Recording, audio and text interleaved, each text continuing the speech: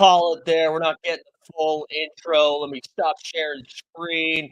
Welcome back to the NBA bit. If you're over on YouTube, we're going to be streaming on playback all week long, baby. All week long, we're over on the playback street. So if you're over on YouTube, come on over. There should be a link in the show notes, or just go back to playback.tv/Team Holden. We're streaming over here so you can see all the screen shares and all the other good stuff.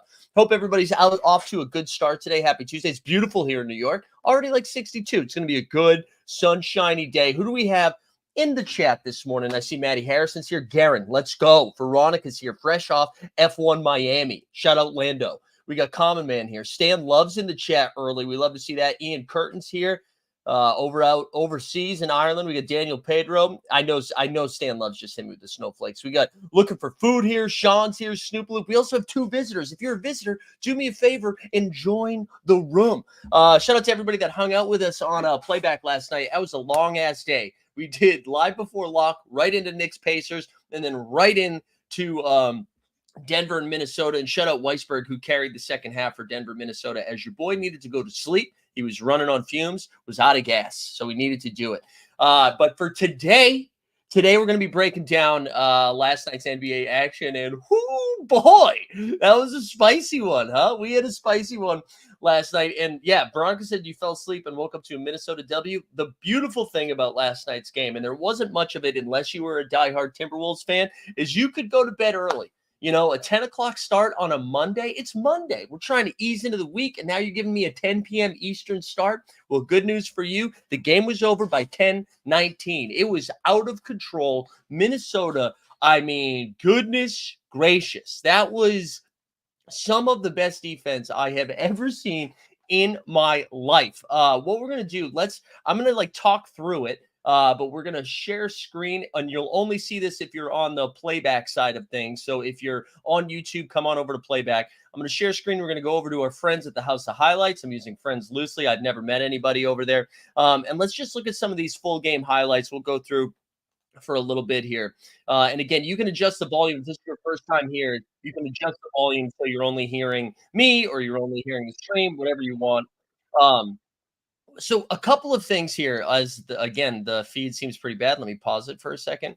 I think the thing that was so interesting about this, so for those that weren't following along throughout the day, Rudy Gobert, congrats to Rudy, the Frenchman, had a little bébé. However you say bébé and bonjour bébé. Rudy had a child, his first. Congrats to Rudy. And there was some wild stuff happening, right? So the day starts. He's like, oh, he's not at shoot around. Looks like he's going to have a child. He's not going to make it to the game. And then Dane Moore, who covers the Minnesota Timberwolves, all of a sudden comes out. And it's like there's optimism that Rudy is going to make it for tip because it was a late night game. And then the winds had other story. And I said wind as in the wind. It was too windy for our guy to land. So Rudy was not able to make it over to the game, which was crazy. So I want to make sure we focus on giving. Let's see if we can. Here we go. We can do the highlights now. I want to make sure that I give Minnesota credit here. Minnesota was awesome. Okay, their defense was insane. There's part of me that wonders, do you think Denver came into this game, right? They get destroyed. Well, not destroyed, but Rudy was a real problem for them at game one. And I do kind of wonder if they had all of their game plans set out to beat this Rudy defense. And in 2 hours before the game starts, they learn that Rudy's not going to play. And I wonder if that just kind of messed with them. And that didn't they kind of threw them out of their funk. And Minnesota knew that they had an opportunity to step on their throats, and they did. One of the craziest stats from last night's game, the Minnesota Timberwolves finished with, I want to make sure I get this right, they finished with 12 blocks and 11 steals. 12 blocks and 11 steals, 23 stops, if you will. The Denver Nuggets finished with 16 assists. They had a handful more blocks and steals than Denver even had assists. They also had more blocks and steals than their own turnovers. They finished the game again with 24 blocks and steals, only 12 turnovers. I mean, just incredible defense. And Sean in the chat saying Wolves in 4. I don't know why this feed is so bad here for the for the highlights. Sorry about that, gang. We'll just wait for that to load. We'll pause while it's loading. Yeah, I am experiencing interruptions, YouTube. And I like it was just incredible from the get go. They just came in and they punched them up. And Denver, look, and it did make me think. They don't last playoff run. Denver sweeps the Lakers in the first round. They get Minnesota in the second round. No, no, I'm sorry. I'm sorry. They drop one game to Minnesota, right? They win 4-1. Second round, they go 4-2 against the Suns, but never really backed against the wall situation. Then they sweep the Lakers 4-1 against Miami, right? This now going down 1-0 in the second round of Minnesota, losing home court advantage. This was nuts, by the way. Michael Malone losing his mind. Also, real quick on this, Mark Davis, like allowing them to just go nuts. Mike Malone did not get a technical there. Sean says, I can't really catch anything you're saying where the video is playing. Hey guys, so if this is your first time over here, you can adjust the volume. So if you go to the left side, you can click the volume. And you're saying my microphone was just bad? Oh, the mic was just bad? Oh, that's weird. Hold on, let me try. Oh, my mic. Hold on 1 second. Sorry, guys. Is that a little bit better now? Is that a little bit better? Let me see. Is it still bad with the video playing now? Can you is it still bad with the video playing? How's the sound on the audio right now for me? Anyone in the chat, help me out. How is the sound on my mic? Okay, it's all good. So going back to Mark Davis just for a second. Wait, is this? Oh, I see what was happening. Okay. Um, are you using a cup with a screen attached? Yeah, you get it, baby. It's a bit echoey. Wow, so it still sounds so bad, huh? How about this? Oh, it's good now. Okay. Anyways, let me pause the video for a second. Goodness, I don't know what's going on with the sound. We don't love to see that. Mark Davis letting them absolutely go, absolutely be like so. Two different things happened last night, which I think might impact Game 3. So Michael Malone goes nuts. We saw the clip of that. He does not get technical. Doesn't get teed up, which I do kind of like, but doesn't get teed up. Then Jamal Murray, like a few minutes later, fires a heating pad. Fires it into the court of play, which is crazy. I couldn't believe they didn't do anything about that. Like, I'm honestly surprised they didn't stop the game and review what happened. Not only because of that, but I like if a fan did that, they'd be tossed from the game. And maybe they're like, oh, it's accidental. I'm fascinated to see how the NBA is going to handle this because there's a possibility that Jamal Murray doesn't play Game 3. And I don't know if you saw this because it was pretty late and the game was already over. Reggie Jackson, who was already battling a bum ankle, like hurt it even more and had to leave the game and it could not put any pressure on him. So if Jamal Murray gets suspended, and I'm not saying Reggie Jackson is the savior, but they don't have any depth at the point guard position. So you're going to see Julian Strawther maybe? Are we going to see, we're going to dust off Colin Gillespie? We're going to just see Christian Brown play the one. I don't really know what's going to happen. So there is a really good chance. I'm leaning towards the NBA finding him like 100K or something crazy like that. Maybe not that much, but like a big old fine. But there is like, I would say a non-zero chance that he gets suspended for this game, which would be devastating for Denver. But again, Minnesota just came out and they weren't going to allow them to get into a rhythm. But as I was saying before, too, this is like the first time Denver down 1-0, lost home court advantage, and like their backs are against the wall a little bit, and they responded like bitches. And I don't even mean that as like not tough. They were whining and complaining, and Jamal Murray even did this, hit him with this one time. And like, listen, there were some questionable non-calls there for sure, and then some questionable calls the other way. But like the refs were pretty consistent in this. The reason they lost is because Jamal Murray, my guy, you were terrible. And I think he's battling a calf injury. I don't think he's very good right now. I mean, I don't think he's very healthy right now. He somehow got to double-digit rebounds, finishing it with 8 points and 13 boards, but he shot 3 for 18 from the field. I don't know if he was studying the Game 7 tape of Franz Wagner, but like he could not get anything going. And if Jamal Murray's going to be unable to penetrate this Minnesota defense, then it's a wrap. It's a wrap. Nuggets, Patrick says Nuggets have to be plus money now to win the series. They are. Nuggets, if you want to bet Minnesota to win this series, it's minus 500. The Nuggets are plus 380. And listen, I'm not going to be the one to tell you that this is a wrap. I'm not, because Denver is very good. Jokic is still, even though Ant-Man's making a case, the best player in the world, even though he's having a weird series. Jokic, I believe, had 9 turnovers in game 1, I think it was. Last night, only 4, but it was like 4 in the first half.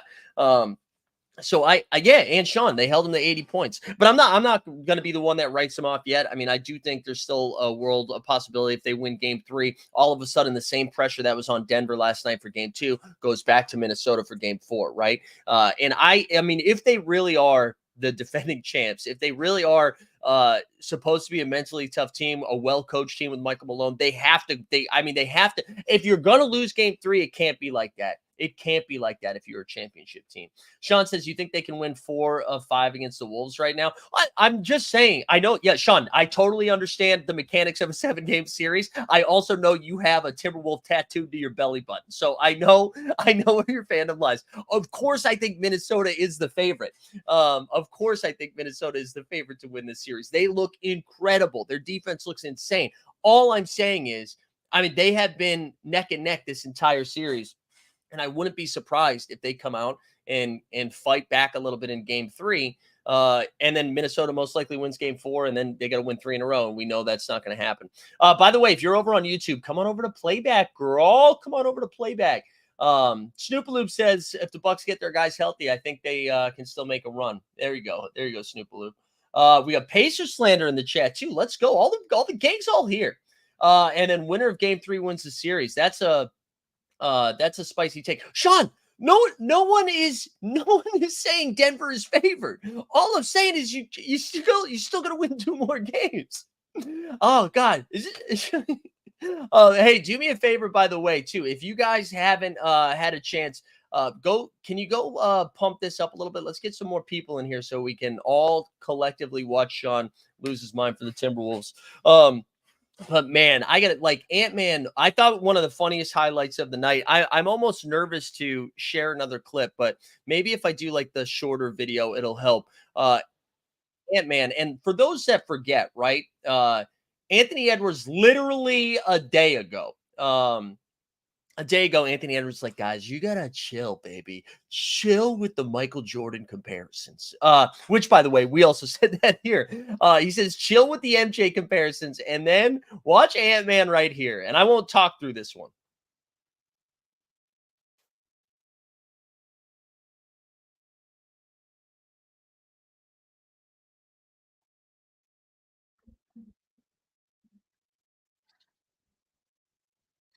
Hit him with the MJ. I will say the biggest difference in his Michael Jordan shrug is he left his mouth wide open. So he went no tongue like a 7th grade kiss, just mouth wide open. Incredible stuff. So Ant finishes the game here with 27, I believe it was, which we stayed under, baby. 27 points and 7 dimes. Shut out Karl-Anthony Towns, too. They needed a cat game. He goes 10 for 15 from the field, knocks down 3 threes, finishes the game with 27 of his own with 12 boards as well. Slow-mo got the start. Kyle Anderson had 6 points, 9 boards, and 8 dimes. Gave us like a Draymond Green line. And then Naz Reid, 14 points, 5 boards, and 4 blocks off the bench. Nickeil Alexander-Walker gave him 14 off the bench, too. I mean, listen, they got 28 points off the bench from the Timberwolves. Meanwhile, Justin Holiday, again, which we were making fun of all the minutes he got, he played 22 minutes last night. And you think back to, like, the Nuggets offseason a little bit, and like they didn't really make any moves for. I think they trusted Christian Brown. They were excited with what they had with Peyton Watson. They draft these guys like Julian Strother, who I'm a fan of, Hunter Tyson, who I think is like 23 or something like that. They kind of get all these rookies. They don't play them at all. Like last year with Christian Brown, right? Do you guys remember Christian Brown played a lot of minutes in the regular season so that they could rely on him a little bit in the playoffs? None of these other rookies got any minutes outside of like the first 2 weeks of the season or in blowouts, right? And so now you look at the bench and they have to play guys like Justin Holiday. They have to play guys like Peyton Watson only got 9 minutes last night. This is the Holiday got 22, Brown 11, Reggie Jackson 10 before getting hurt, Peyton Watson 9. Like, that's just not going to get it done. That's not going to get it done. And it is kind of funny, too, and I'm sure TNT pointed out a bunch of times. I'm sure you've seen it on Twitter. Tim Conley, who is now, I don't know what his official title is for I don't know what his official title is for president of basketball operations, maybe for the Minnesota Timberwolves. He got a huge bag from Minnesota. It's the first time Glenn Taylor spent any money on anybody. Gets a huge bag and then goes out there and builds this team specifically to beat Denver, which was the team he built. That was the job he had before he went to Minnesota, and constructs this roster that seems to just have it. And sure, Minnesota might have some ownership issues right now, but right now the team that's owning the NBA playoffs is the Minnesota Timberwolves. So it might be Glenn Taylor, it might be A-Rod, but right now Ant-Man is the one with the ownership stake because it's just like an incredible thing. And the defense that you're seeing, it's just everybody's moving. It's just kind of like fucking what's the swimming? What's the swimming shit where there's like 8 people and they're doing like hey, ooh, go underwater together, move the legs around. Yeah, somebody tell me what that is in the chat again. I can't come up with that name because I'm getting older and I'm bad at this shit now. No, drowning. Maddie Harrison calling it drowning is so funny. I was looking for synchronized swimming. Thank you. Synchronized swimming. That's what they look like on defense. They're just like everybody's moving. Like if Nah goes out, somebody goes over here.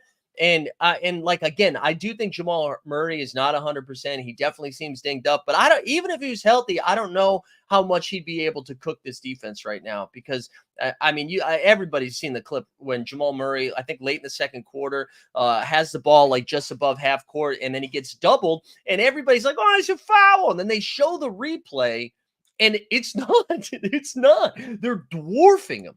And it was funny. Yesterday, we had this conversation about game 1, and I was like, if you're Dallas and OKC, you're probably rooting for Minnesota, right? You probably are. Because it's like, hey, listen, man, we don't really want to go up against Jokic, especially a team like OKC, who is just not built to take care of like a Jokic and an Aaron Gordon is going to be tough.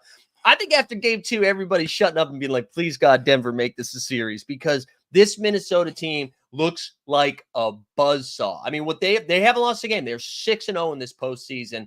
And Sean, yeah, great point. 80 points of the defensive player of the year. And it was crazy. I do really think there is something to Denver after game 1 trying to make adjustments of how do we attack Rudy, and then 90 minutes before tip, there's no Rudy.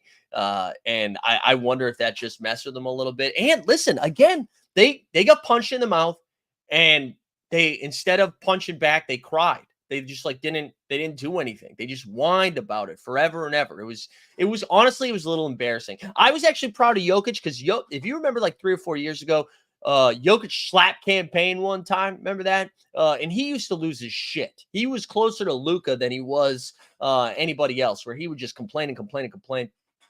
He didn't do it as much last night. That was basically all Jamal Murray. It was all Jamal Murray.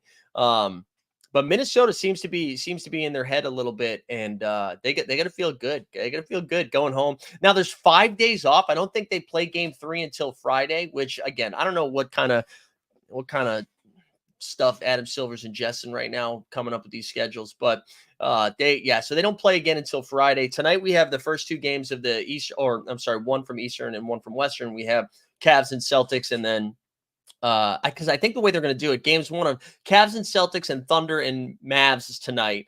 They've got game 2 of the Eastern Conference Finals of Eastern semis, excuse me, of Pacers and Knicks on Wednesday. Thursday they run tonight's schedule back again, and then Friday I think it's like Pacers Knicks again with Wolves and Nuggets. Yeah, probably, Sean. That's a good point. Probably. Anything else on this game? Anything else that people need to shout out? I think that was it. I mean, it was a pretty surprising performance. That's for damn sure. Also, people on YouTube. I know we still got some people over here on YouTube. I'm dropping a link again in the chat. Come join us over on Playback, where we can share some clips and stuff like that over here. We're all hanging out. It's a good hang. We also have one visitor in the Playback streets. Do me a favor, join the room. Just join the room. It makes me feel good emotionally when we get more people in the room. So there you go. Sean says tune into game 3 at Target Center. You want to, dude, Sean. Sean is just smoking that sweet Minnesota good right now. And hey, listen, you earned it, man. You earned. Well, the Timberwolves earned it, but you earned it too. I'm happy you're having this moment. And the Target Center will be lit. I mean, I remember games 1 and 2 against the Phoenix was nuts. But that, man, Minnesota has yet to be favored in a series, right? Like they were the dogs in the Phoenix series, even though they were the number 3 seed. They were dogs going into Denver, and now they just haven't lost yet, man. 6-0, 6-0. So shout out the Timberwolves. Should we talk about the East? You guys want to go to the Bing Bong Boys of New York and the Pacers in one of the dumbest games I've ever seen? And I don't have a dog in this fight. I picked the Knicks. I picked the Knicks to win this series. I think I said it in five. That was the dumbest thing at the end of the game. That was so stupid. I like and anybody out there that watched that and was like, well, technically. Well, hold on. Here we go. Well, technically, it was a moving screen. If you look at Miles Turner, Halliburton should have waited until Miles Turner was set before he went into his action. Well, you know what? Then technically, DiVincenzo should have been called for a flop in the way that he acted, right? You don't call that shit. And then if that is going to be where you're going to go with it, don't call the kick ball.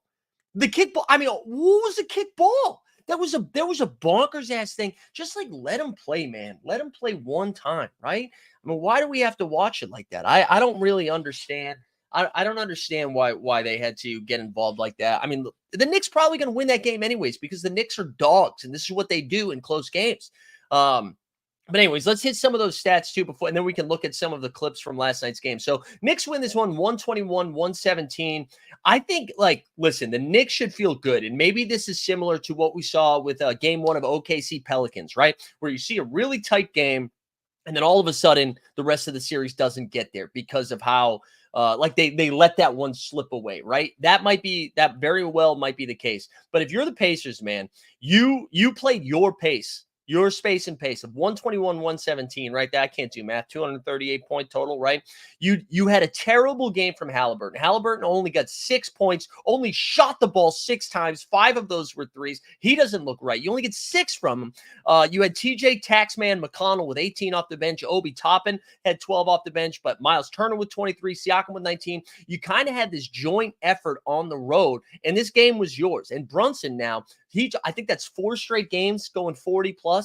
5 straight games going 39 plus. He finished the game with 43, 6 and 6.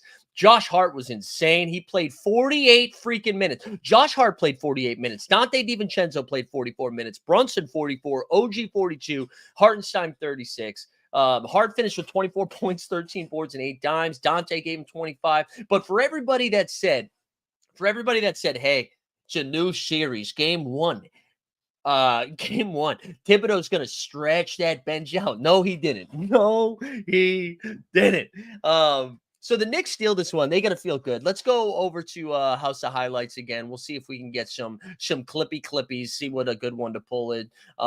Let's see. Crazy. Yeah, we can look at the crazy ending here. Oh wow, 10-minute crazy ending. Hopefully the audio works okay on my end with this one. If it doesn't, I apologize. I don't really understand what's going on, but let's take a look.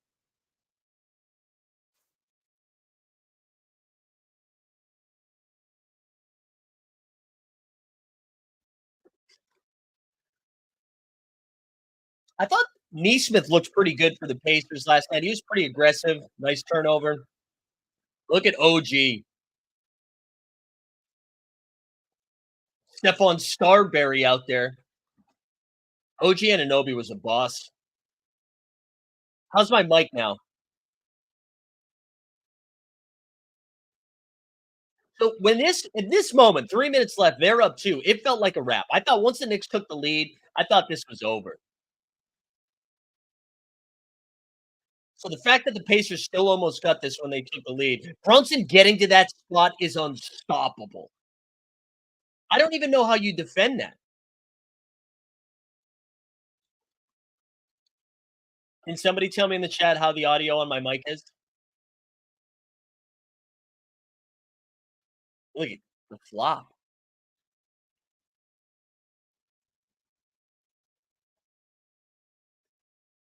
All right, could nobody hear my mic in the chat? Okay, audio is good. Thank you. That took way too long to respond. Thank you, Jack B. Thank you, Mercamius.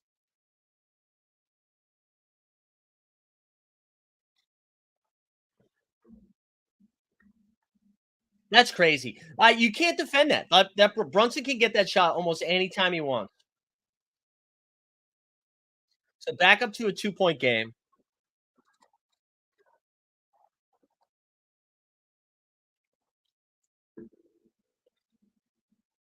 Josh Hart, man. That's like the one mistake Josh Hart made in this entire game. Nembhard finds Siakam, and then so in this moment, I was like, okay, if the Pacers make one more stop, which they do, they get a shot at this.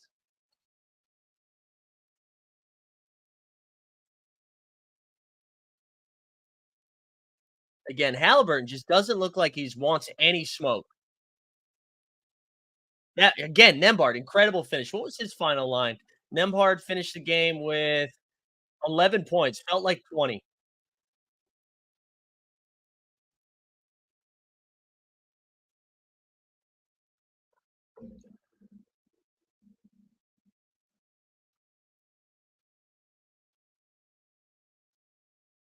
I, I mean, like, it's so funny. There's no doubt in my mind he hits that. You know what I mean? Like in real time, you're like, oh, it's a bucket. You can't defend him.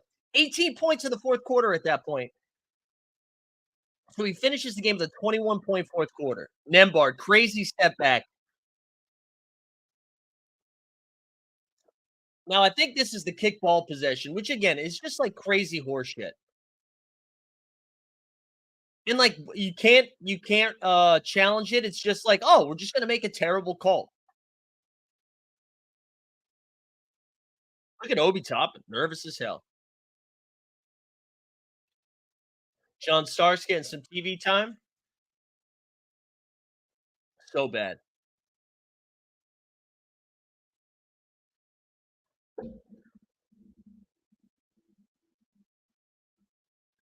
And then is this a three ball? I can't remember. Yep. Spicy ragu. Refs cannot review a kickball. Kickball is unreviewable. I don't know why. We review every other fucking thing. That's the one thing you don't review. The kickball. Wild.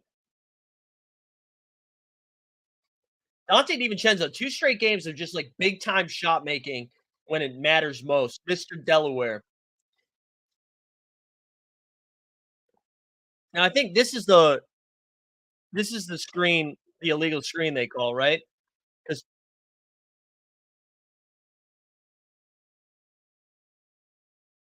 or maybe not.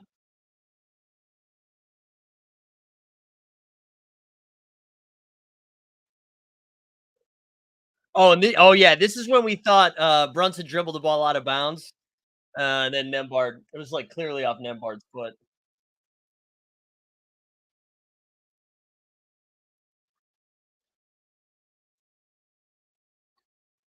Zarba. Look at that guy. What the fuck? Look at that. Hold on. That was great. That's great. Hold on. Let's go back. I think right here. Watch this guy's reaction. Ready? This guy. What the fuck? What the Oh, the stream froze. Come on, YouTube. Step it up. Look at the penguin right here. Look at I'm gonna get you, Batman. ISO! That's tough. That's tough. That was a great New York moment, though. Great New York moment. Let's pause it. Let that refresh here for a second. What's going on?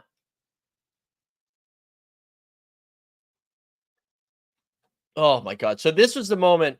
All right, hold on. So we get another turnover here by the Knicks. And then there's a funny meme that's happening too of Halliburton on the ground, almost looking like a kid being like, he did it. And then they turn him over. So I forgot that was the play that led up to it. So should be a 1 point game here, 1 point game with 18 seconds left. Shot clock's off. And this is where the legal screen comes into play. All right, hold on. Well, God, what is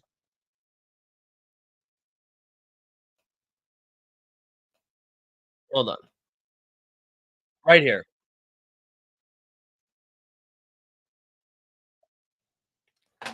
Oh my god, this is out of control. What is going on? Clearly, it's not my internet because I'm streaming to you live. Otherwise, you'd be getting some of that. God, they don't want us to do the content. This is, who's doing this right now? Adam Silver and the big NBA. They don't want us reviewing horseshit calls here down the stretch.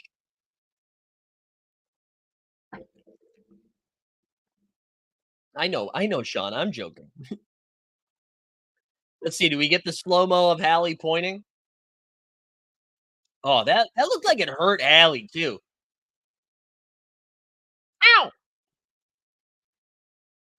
And ooh, boom.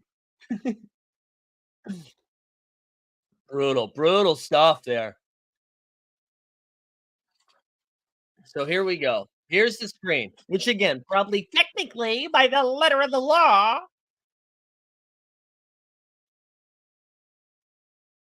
And that I mean, DiVincenzo looked like there was a sniper in the rafters next to the Billy Joel banners that just like cocked and loaded on him. Incredible.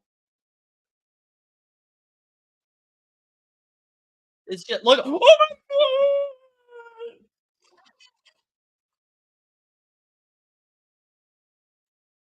That's incredible. And then you know what? To Pacers' detriment too. Like I know you're saying, like let the players play. Nembhard with one of the dumbest fouls. One of the dumbest fouls by Nembhard here, where the ball doesn't even get in and it allows the lead. Instead of them knocking down 2 free throws, 3-point game, you get a chance to tie. Instead, he fouls them out so they get a free throw, and then they get the ball back, and now it's a 4-point lead instead of a 3-point lead, so you don't have the chance to tie anymore. But you gotta let the players decide these games. Come on. Terrible. Terrible.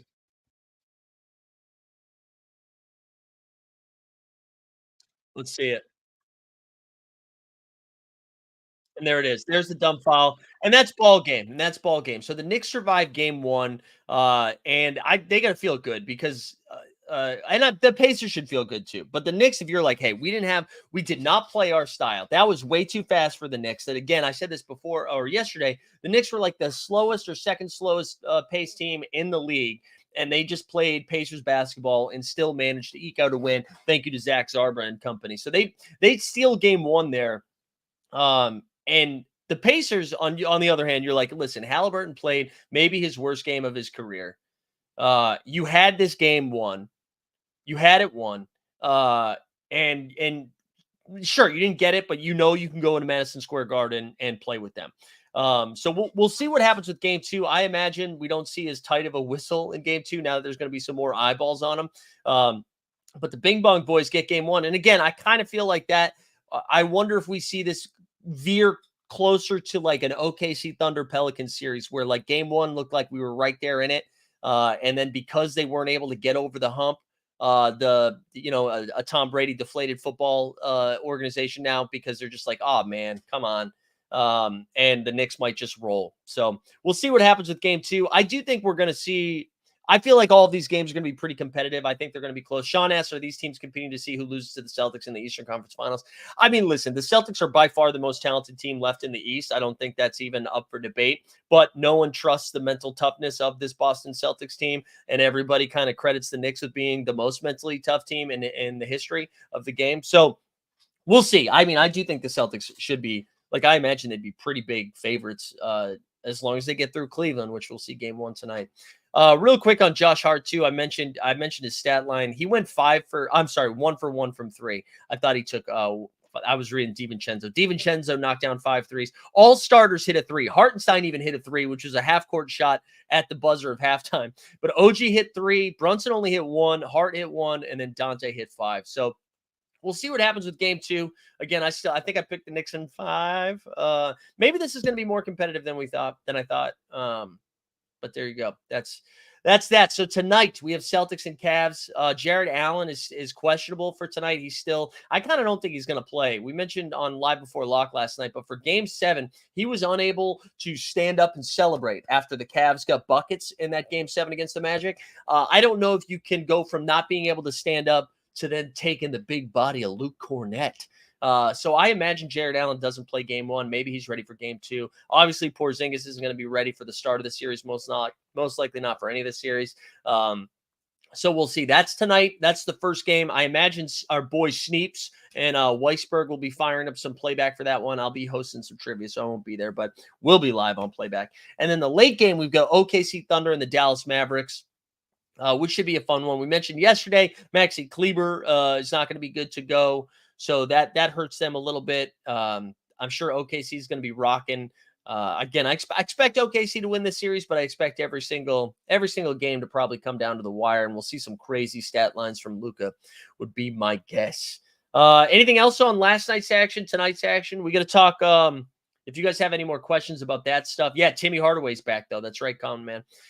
Victor Wembanyama, he becomes the unanimous rookie of the year, getting all 98, I believe it is, first place votes.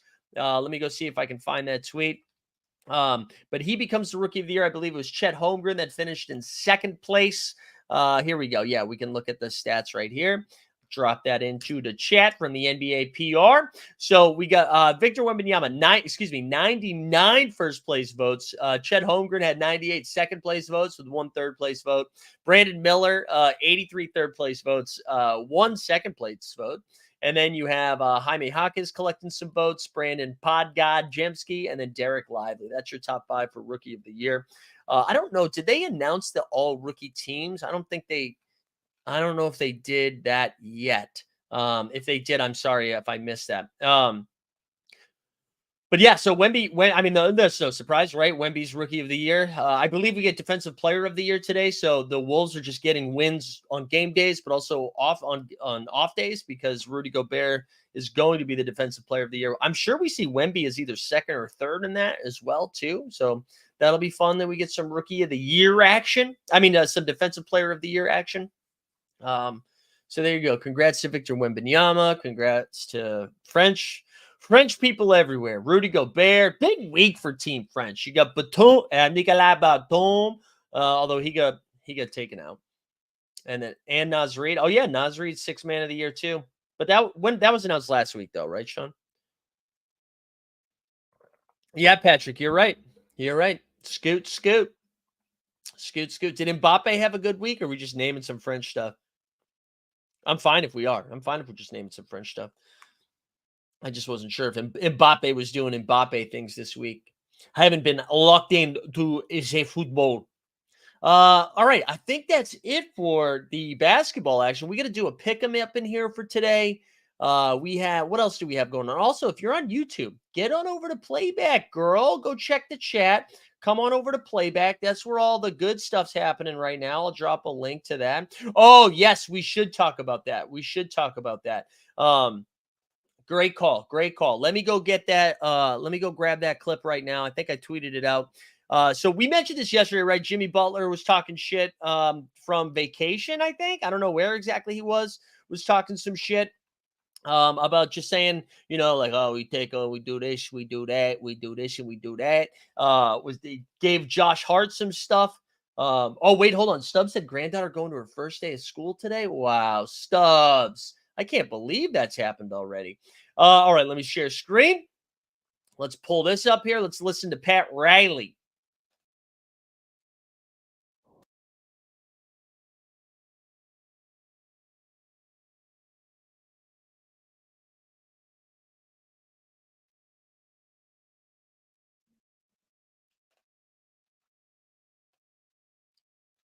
All right, that's huge. Oops, that's huge. I was pretty surprised to see that. Although Pat Riley, famously like made fun of LeBron a little bit or went at LeBron, so I'm not surprised. If there's any like old head that can still probably command respect and attention, it's this guy. Adrian Brody played him. You know what I'm saying? In winning time. Lunatico in the chat. Let's go, Lunatico. One thing I want you to hear this one more time because this part feels intentional. Listen to how he says shut. Look at him. Shut. That felt like a different that feels like a different shot. Stan, okay, so interesting, Stan. Stan says Pat, because I wanted to know what my Miami fans felt about Jimmy Butler's kind of like Jimmy Butler extension. He also took a shot at Tyler Hero, I believe. But I want Miami fans. What is your ideal offseason? What do you want to see them do with Jimmy Hero, whatever? But to Stan's point, he says Pat holds everyone accountable except himself. So the one thing that I would push back on is your teams have been talent deficient almost every year, right? Like when you compare them to the rest of the teams. But because of the types of teams that Pat Riley constructs, they find themselves like losing in the NBA finals. But you guys overachieve almost every single year. So I'm kind of surprised. I'm surprised to hear you say that just because Pat Riley seems to be the one constant. Along with Coach Spo. But but yeah, so Veronica says no more Jimmy, a complete rebuild because there's no chemistry on the team. And then Stan doesn't. So there's dissension amongst the Heat fans. I got to tell you, I would be a little bit nervous about giving Jimmy Butler a ton of money.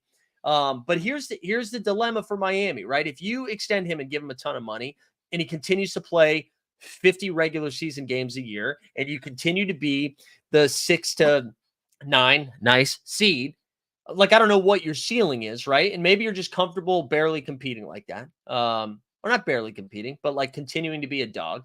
Or you don't sign Jimmy, but you don't extend him, but he's still on the team this year. And then maybe you get Minnesota Jimmy, right? Where he just decides, hey, you guys aren't going to pay me? Big Face coffee costs $35 a cup now. And then he just starts throwing like pipe bombs around in the locker room. So I don't really know what Miami does here.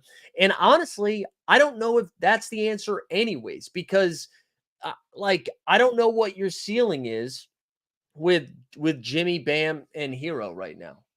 Especially with everybody else around them getting better, right? Like Magic, the Orlando Magic continuing to blossom. The Knicks, their core is intact, and they've got some room to run here with getting another player in to make them even more competitive. You have the Sixers with all this cap space and all the Paul George rumors heating up because a report came out yesterday that the Clippers have extended a bunch of different offers to Paul George, with none of them being the max, and he's turned them all down. So it's looking like Paul George is heading towards free agency. So I don't really know what Miami's ceiling is if they're unable to make any moves. Stan says it would be a 1-year, $6 million raise and a 1-year extension, no brainer. Don't make the wait. Oh, got you. Sorry, Alonzo. Bam would bring way more than Jimmy in a trade for rebuilding. Yeah, but I think you keep Bam. I do think you keep Bam. I don't think you need to go full rebuild. I don't know. I think Tyler Hero still has some value, but it does, like, I don't know if Pat Riley's trying to challenge Tyler Hero to, like, get himself in a healthier shape because he's somebody that continues to get hurt. Ian, there's no way he's going to Philly, by the way. There's no way. There's no way he's going to Philly. I think it's Paul George. I really do think Paul George ends up in Philly. But that's what I'm saying. Like, you look around the landscape in the East, and I don't know. I don't know what moves Miami can make to make themselves a little bit more, a little bit like to be in contention. I don't really know what the move is for Miami. But yeah, pretty alarming comments by Pat Riley. And I don't even know what Jimmy would want either, but I'm not going to try to get in Jimmy's head. I'm not going to try to figure that man out. I love him though. He's fun. He's fun. I want him to be in the playoffs because it's more exciting when Jimmy's playing, but he's got to be on the court. Sean says the East seems clearly weaker than the West. Yeah, for sure. I mean, you look at the Final Four right now. It's the Knicks, it's the Pacers, it's the Cavs. You look at the Final and the Celtics. You look at the Final Four in the West. The Celtics are probably the only team competing with those four. So yeah, the West is where it's at. I mean, I honestly don't know. I got to see the Celtics. I got to see the Celtics play these teams, but I mean, there's a world in which people are taking probably both Minnesota and Denver over Boston. I don't know if they're going to go as far as to take OKC and Dallas over Boston. I don't know. I'm excited to see that series. I'm excited to see that OKC Dallas. Sean's asking, are the Thunder for real? Well, they finished ahead of you guys in the regular season. They were the 1 seed. And they also have yet to lose a playoff game. What do you mean barely? They still are the Timberwolves for real? Are the Timberwolves for real? If they were for real, why didn't they finish ahead of the Thunder? You know what I'm saying, Sean? I think the Thunder for real. Yeah. I mean, they have some clear holes, right? I think anytime if they get big, it's going to be interesting. So Ian says OKC makes the conference finals and then loses. Yeah. I think we still got a long way to go. We haven't even played a game over there. And I in the same way, In the same way, the saying goes, the best player in the series wins the series. And we're seeing that so far with Anthony Edwards playing better than anybody else in that series. And that might be true for the Dallas OKC series, right? If Luka averages 35, 12, and 12, we might be looking at Dallas, Dallas moving on. So I'm not ready. I think that series is going 7. I mean, I think if you think Dallas is going to win, I think you probably take Dallas in 6, just because I don't know if they're winning game 7 on the road with that feisty OKC crowd. Everyone has taken the Nuggets over the Thunder, but the Nuggets finished ahead of the Thunder. All right, Sean, what are you saying, bro? They didn't. The Thunder are the 1 seed. Oh, I got you. Okay. Maddie said I placed a $20 bet on June 8. Oh, Maddie, let's go. Maddie, and that's it. Oh, I'm sorry. For the podcast people, I placed a $20 bet last June on OKC to win it. So if it happens, I get 1,100. And Maddie, I don't want any money for this.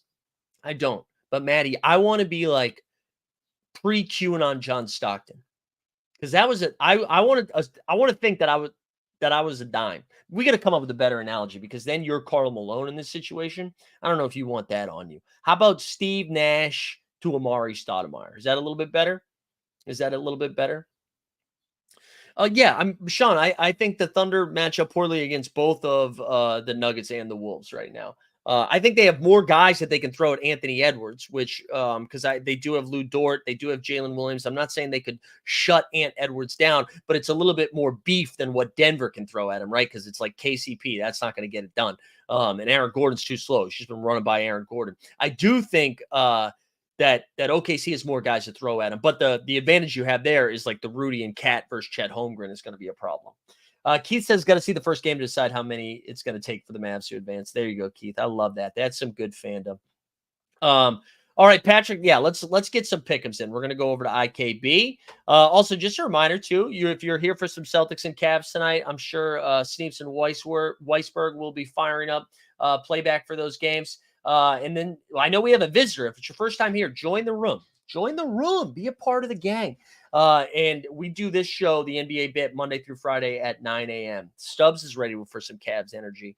I'm not going to rain on your parade, Stubbs. I'm not going to do it. All right, let's find a pick 'em here. So you're saying Dallas rebounds. Let's go down to the boards here. We hit a couple last night. We smashed Naz Reid, 14.5 points, rebounds, and assists once we got word that Rudy was questionable, and we lucked out there. So we'll start the Dallas boards. So you got PJ at 5.5.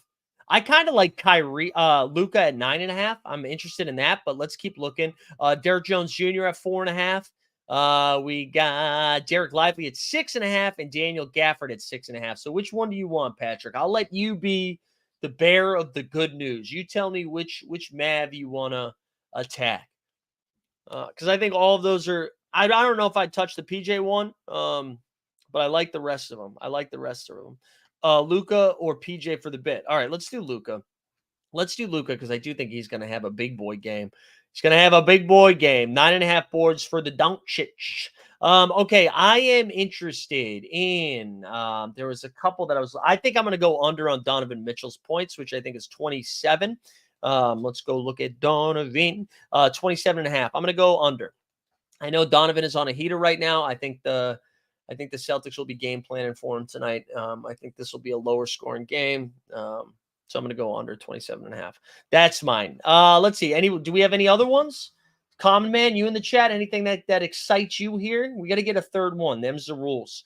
I don't even hate doing like the lively boards too. There we go. Common Man says lively boards. There we go. 6.5. So this Common Man, are you okay with this? We got higher 9.5 boards, higher 6.5 boards for lively, lower than 27.5 points for Donovan Mitchell. We're going to do 25 to win 150. Let's do it. All right, let's get that cash. Let's get that sweet cash. So again, for the podcast listeners, if you're trying to follow along, Doncic 9.5 boards, Mitchell under 27.5 points, Luka under 6.5 boards. Whoa, Jesus, what did I say? Luka over 9.5 boards, Lively over 6.5 boards, Donovan under 27.5 points. Tried to clarify for the podcasting people and then messed it up even more. And then for those keeping track at home for Underdog, We got 53 of our lineups through. 53 of our 115 advanced to the next round. We have a ton of the Knicks, we got a handful of Halliburton, Siakam, some Cavs, unfortunately, and we got a lot of Dallas. Unfortunately, we have a lot of Denver, and that's looking a little bit nervous. So we're definitely going to shrink down here as we move on to the conference finals. Also, too, in round one, you just need to finish top 2 of 6. In round 2, you have to win it. You have to go 1 out of 10, a 10-person pod. So long way to go. Long way to go. But hey, listen, appreciate everybody tuning in. We did a lot yesterday, right? We had the NBA bit. We streamed. We had live before lock, and then we had both games. So we streamed a lot last night. We really been picking up the pace here for the playoffs. So hope you guys have been enjoying the content. Lunatico, yeah, we can look at our So Rare lineups. But yeah, again, we'll do the NBA bit Monday through Friday here, 9 a.m. Tomorrow we might have a later start. We're gonna see, but my computer's being a little slow as I go to So Rare. Here we go. Here's the squads. Squad goals. Wow, it's being real slow. What's going on, girl? Here we go. So we have, hold on. This is what we're looking at. So we've got limited champ here. We got 56 out of Brunson. Hallie disappointed. Siakam with 36. Nikhil Alexander-Walker, though, had a bunch of him. He went for 37. That's nice. So that's winning a limited tier 3 right now with Derek White still to go. Mike Common got 48 out of Jokic, 60 out of Brunson. And now we got Lively, Timmy, and Evan Mobley to go. Limited contender right now is in decent shape, not great shape, but we got 36 out of OG, 21 out of Jaden, 22 out of Nembhard, 34 out of McConnell, and 39 out of Dante. So need these bros to pick it up. And then rare contender, we got 20 out of Michael Porter Jr., not great, 7 out of Mitch Rob, not great, but then 40 out of Nah, 24 out of Nembhard. So that's where we are right now. Yeah, Lunatico, we will have also how is everyone else's So Rare squads doing? Yeah, I'm assuming Sneeps and Weisberg are gonna stream tonight's game. I won't be here for the first game. I'm gonna be I gotta work tonight. So not that this isn't work. I gotta work my other thing tonight. So but I'll be if you guys are still going when I get back, I'll try to jump on. Ian said 11 Eastern would be great. Can't lie. I don't know if I can do 11. We'll see. We'll see what the schedule entails. I'm gonna try to do 9. I like having the same schedule every day, but I'm a sleepy boy. We're grinding. We're out here grinding. Also, you know what we can do here because I know we're still on YouTube. Let's play the bye-bye music here right now. So actually I don't have YouTube pulled up. I'm gonna close the stream here on YouTube. Thanks.